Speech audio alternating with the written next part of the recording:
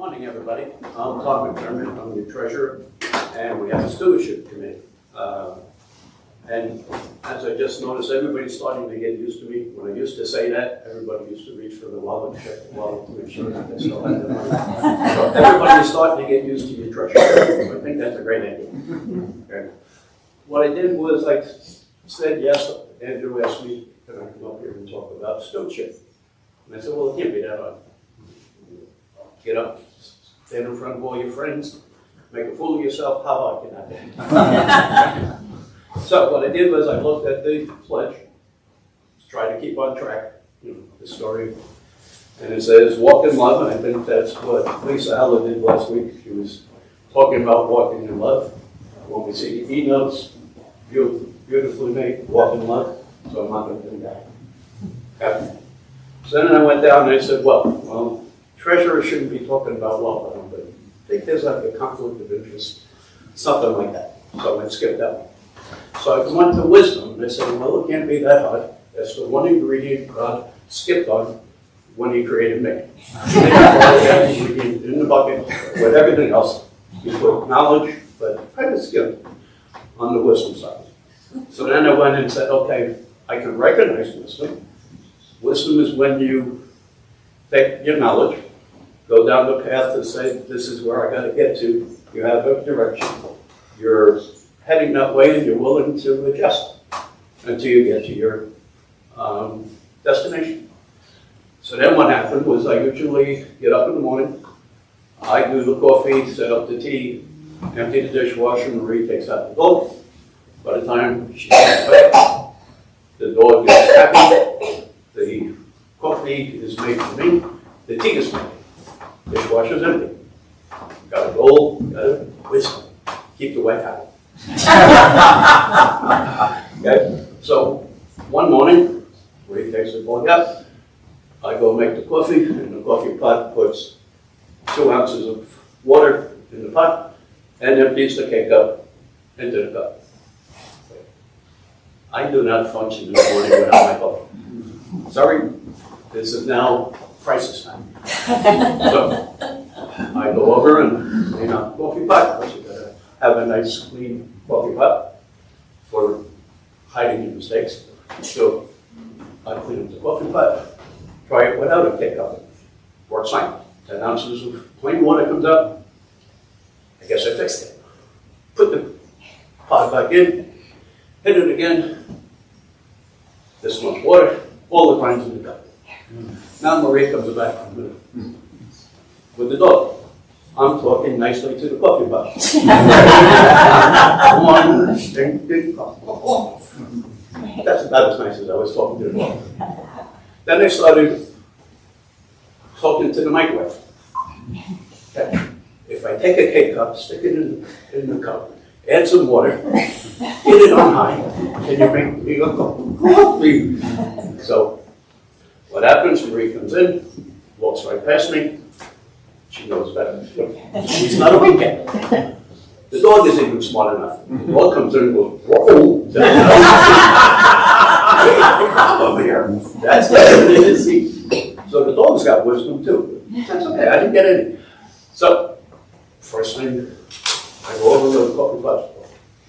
Here's a list of the top 10 coffee pots from the search engine. Pick one you like, go buy. Problem solved. There we go. I didn't have the wisdom. She did.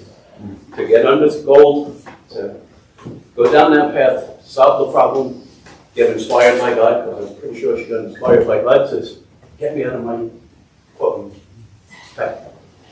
Okay? So that's one type of wisdom. It's like everyday wisdom that I don't have. I'd rather talk to the coffee pot than try to talk it into it, to work it. So then I got to thinking, okay, what was my wisdom about giving? And when did I learn to give? And how did I learn how to give? And that came with, I got props. 3 dimes and a nickel. Okay? Boy, this starts a little weird. I grew up in a big family. We had 7 sisters, 3 brothers. So 11 of us. So we do our chores, we do our stuff around the house, we get a nickel as an allowance every day.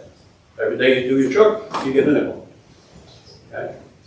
So with that nickel, you got a choice. When you go into school, you go around the corner, the first thing you hit is the candy store. Well, for a nickel, I can get 2 jellies, candies, and have a penny left over. Not bad. Okay? When I hit the next corner, we got Vinny, the pretzel man. He's got a pot, this big. It's New York. It's got charcoal in it, and he made them fresh. He knew how to twirl them fresh. 5 cents for a pretzel. Okay?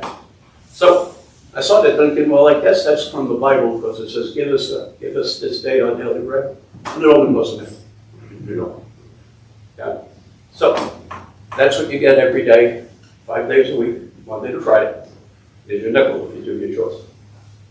Then on Sunday, we go to the mega church. I'm not telling you what church it is because we are being recorded. Okay, it's the mega church. So they have 3 collections. It's like, oh boy. So each of the kids got a dime for the first collection, dime for the second collection, dime for the third collection. Okay? So hold it really tight in your hand because you don't want to lose your dimes. Okay? So the church was a mega church. They had 8-foot poles with a basket like we use for the Western Fairfax on the end. And they had a string on the bottom with a little bell on it. Okay? So when they came over and they were looking, ding, ding, make a joyful noise to the Lord. Ding, ding. Okay? And you could hear the change going in. So they always started at the back of the church. So it was like, why did we just start at the back? Then I realized by the time they got to the front of the church, you'd have to have a heck of a lot more prayers, and it would be an hour and a half before you got out of church. So they started at the back. When the usher got to the 10th row, the second usher for the second collection would stop. Then the third usher for the third collection would stop. Okay? So as a kid, you're always told, be quiet and listen.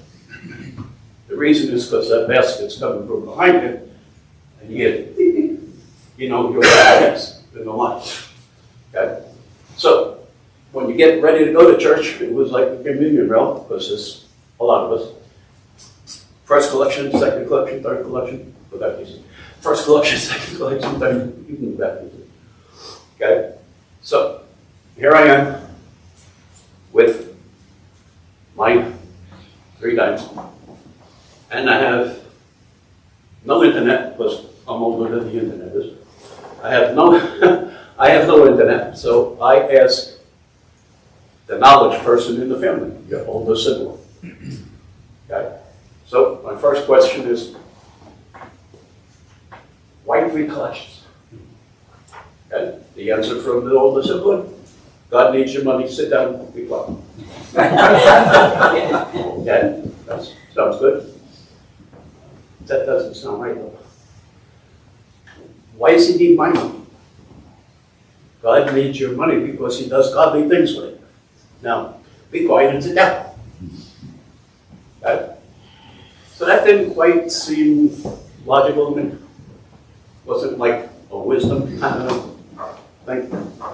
So I decided that I'm going to get some wisdom. It's called devilish wisdom, because I have to prove that God needs my money. Okay? So I got the nickel every day of the week. That's if I could skip a pretzel on Friday, okay, I have a nickel. If I take that nickel and put that in the plate, I have a dime.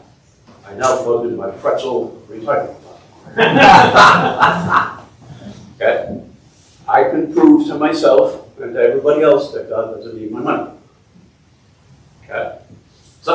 weigh them, put them over, basket comes over, ding, ding, ding. I'm waiting my turn. Take the first one, there's the basket, dime goes in, ding, ding. Okay. Got to the second one, ding. Now for the plan. I'm going to substitute the nickel, keep the dime, I'm going to be happy, and I'm going to have pretzels. I got it all. Devilish. Okay. I was holding that money so tightly that the nickel went into the basket, the dime hit the floor, went right past the basket, took off down the aisle, went 10 rows down the aisle, and then God said, I'm going to do one better. I'm going to make it spin. So at the end, it did the get on the beltway, and everybody in church can hear it. Because it was wooden floor just like these. And then it does a little rattle when it hits the end. This way God knew that I was paying attention and being quiet. Okay. So that's how I learned to give, and what lessons did I get from that. Sometimes I sacrifice. I gave up the pretzels, and I sacrificed for the wrong reasons. Okay? It wasn't that you sacrificed because you're going to get something from it. You sacrifice because of the greater good. You want to be able to help somebody else out. You want to be able to do something good for your neighbor. Okay? The second thing that I learned was that if I hold my money tightly in my hand, I won't lose it. Okay? But nothing can get in. Okay? If I open my hand and my heart, all right, I still got my money, maybe it'll fall on the floor, but other gifts from God can fall into your head by having an open hand and an open heart. Okay? And the other thing I learned is God doesn't need my money, but He can sure throw a dime. Okay? So if God doesn't need my money, then the church must need my money. Okay? I don't think the church needs my money. That I just blaspheme as a treasurer and say,